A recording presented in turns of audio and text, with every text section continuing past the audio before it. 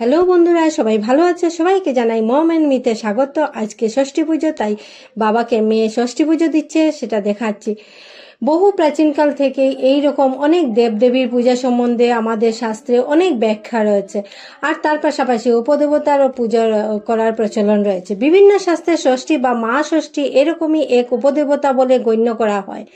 শিশু মৃত্যু বা প্রসূত মৃত্যুর হার অত্যাধিক হওয়ার শিশু জন্ম ও ন্যস্ত করা হয় এই মা ষষ্ঠীর কাছে।